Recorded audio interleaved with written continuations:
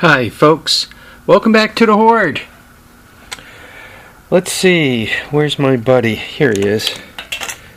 I keep knocking his stickers off. Rusty Resurrections by Ed Moore. Hey Ed, here's your bike.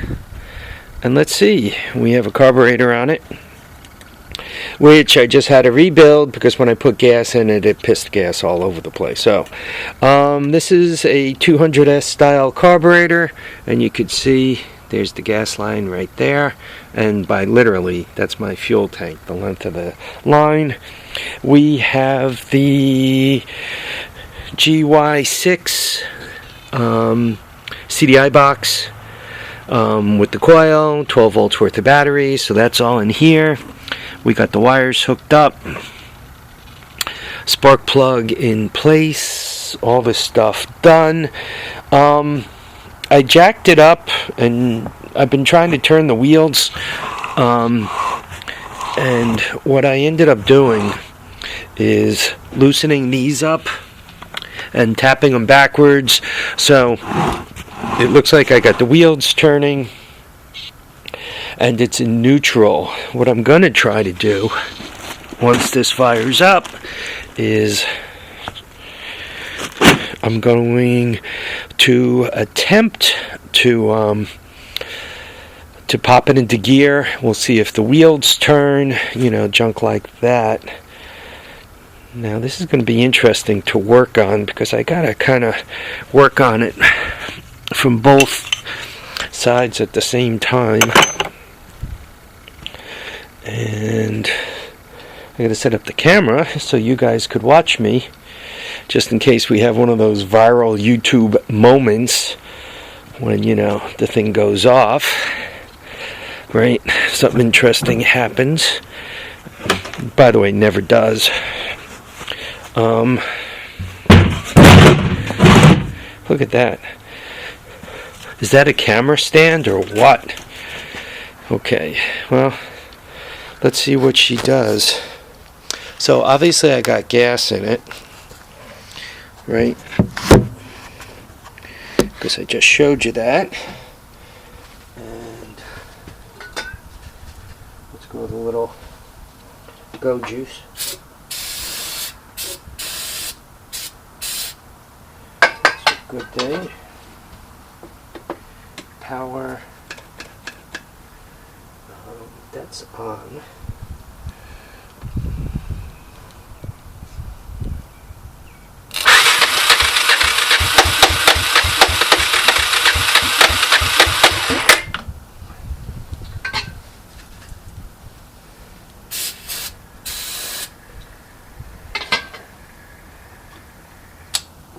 Let's give it a little choke action.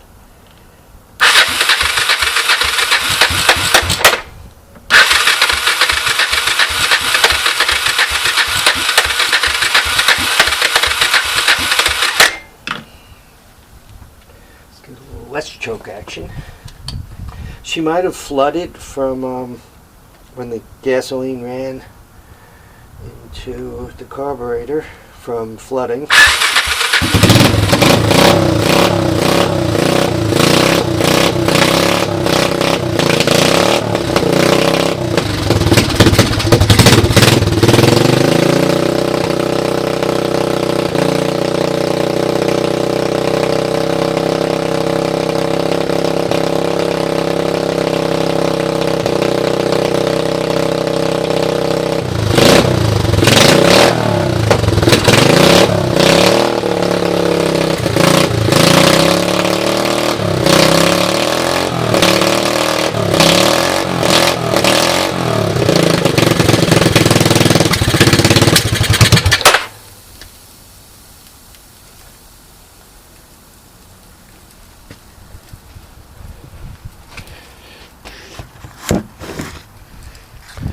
What do you guys think? The wheels on the bus go round and round. So it does start and it does spin. It's not shifting very well. Ed warned me about that. He said it was shifting a little funny. So I'm going to have to spend a little quality time with the clutch adjustment. I really hope I don't have to pull this side of the engine off. What I did was just a few things. Obviously, I put this cover back on. I did not change the gasket. It doesn't appear as if I'm getting any leakage. I'm going to put a piece of cardboard underneath it just to be sure. While I had that cover off, given that the metal particles have a tendency to get between the flywheel and the stator and mess things up, I went through the trouble of tilting it this way and making sure I cleaned it up inside the motor the best I could. Off the top of my head, I got to be honest with you, the motor really on the inside looked very nice. It looked very clean. You can see it hasn't been started in forever. I really didn't get any smoke out of it. Actually sounded really pretty good. So I got no complaints there. I'm running the wrong carburetor on it, right?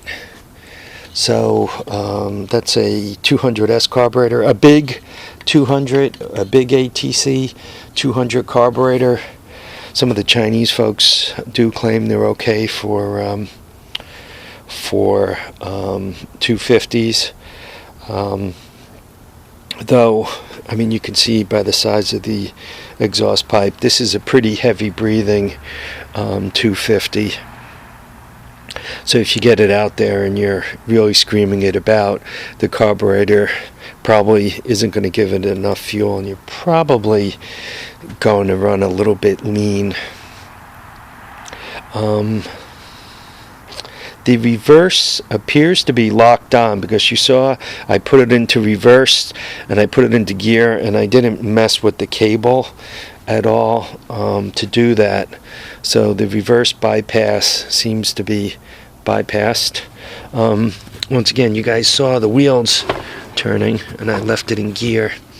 It does seem to be pesty getting in and out of gear. So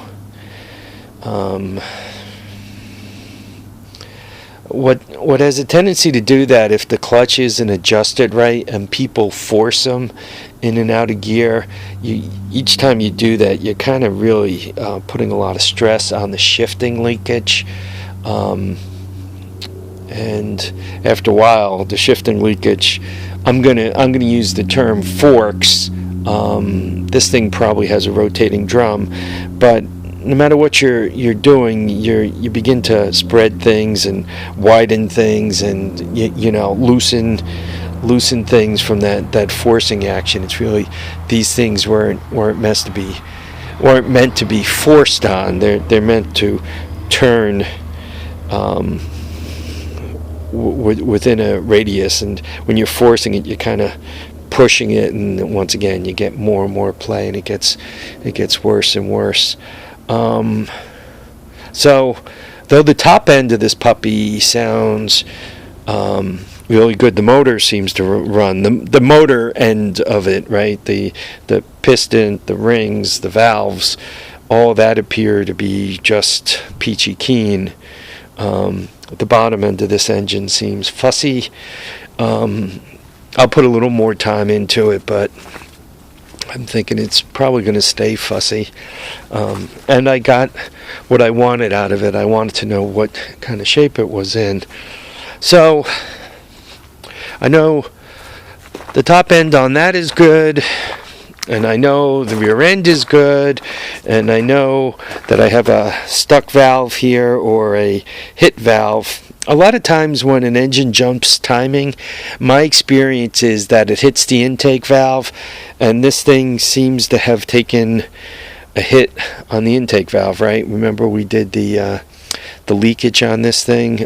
Just to remind you guys, this is the 1986 TRX 250. So probably what happened to this, it probably jumped time, probably took a hit to the intake valve. And by the way, for me, this will be the first 250 that jump time. I normally don't run across, and you guys might say, oh, I see 1,000 of them. Maybe that's true, but I normally don't run across Honda 185s or 200S type motors, you know, your standard, you know, pull the ripcord motors, that run into trouble with jumping time. I don't see that. And quite honestly, for these 250s, I normally don't see them jump time either. I normally see with these that they end up with too much crap in the case, so to speak, and they end up taking out the stator and the flywheel. That's I have more than one with that problem. So this is my first. If it did jump time, this is my first one that actually did that. So something new for me. About jumping time though, and getting completely blown up. The 200X motor. They were a little bit more used for racing, and I don't know if people beat on them more, or the CDI lets you kind of get a little further out ahead of yourself, or the size of the carburetor on the OEM ones let you get out there a little too far. But I find a lot of those that have jumped time and blown themselves up. Yeah, and some of them have spectacularly blown themselves up.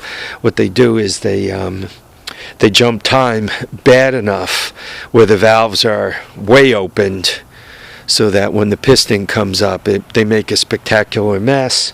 And a lot of times they're wound tight enough, wound up fast enough where you have enough momentum there that the piston comes around more than once to batter that valve that's sticking down a little too far. A lot of times it breaks the valve off and completely destroys the piston, completely destroys the head, and completely destroys the bore. So you have to start here and start all over again. Some of them even put metal into the case, which obviously is not one of those recommended things. Alright, what I'm going to do with this thing now is I'm going to fire it up and burn the rest of the gas out of the carburetor, because it's really a pest to have to rebuild the carburetor every single time you move it around from bike to bike. So that I'm going to attempt to do, and I'm going to spend, actually I think I'm going to do a little research on these things. There's a couple of different ways that they adjust them. I remember one of them, you're supposed to spin it out until it feels loose and tighten it up to a certain amount. So I remember that technique. You take it out so it's loose, and then you just tighten it so it's barely touching, and then sometimes it's a quarter turn one way or the other, looser or tighter, and I'm not recalling that right now. So I think I'm going to have to do a little reading before I attempt to adjust the clutch. I think I'm going to leave this thing, obviously I'm going to cover it, but I'm going to more or less leave it intact. I might just do a video on the clutch adjustment. I'll see what I see out there, and what you'll get out of the video is A, seeing me adjust the clutch, and B, you'll get to find out when I find out if the transmission is going to be better on this. I think even if I get the clutch functioning properly, it's going to be a little loosey-goosey over here on the shift rod. Well, maybe not. Now it seems to be shifting better. Maybe just because it does have fresh oil in it. Though the oil that came out of it looked good, but it does have some fresh oil in it. I also put thin oil in it. I have a bunch of 1030 floating around, this crap, which isn't the best thing in the world for these motors. As a matter of fact, it's really not the recommended stuff for this motor. But what it does is it'll clean it up inside.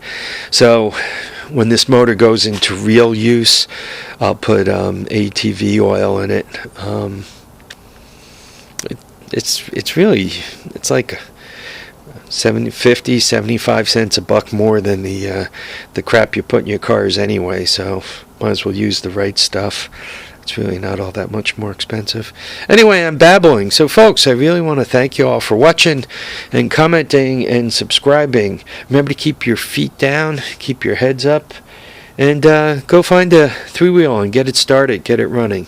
Take care now, folks.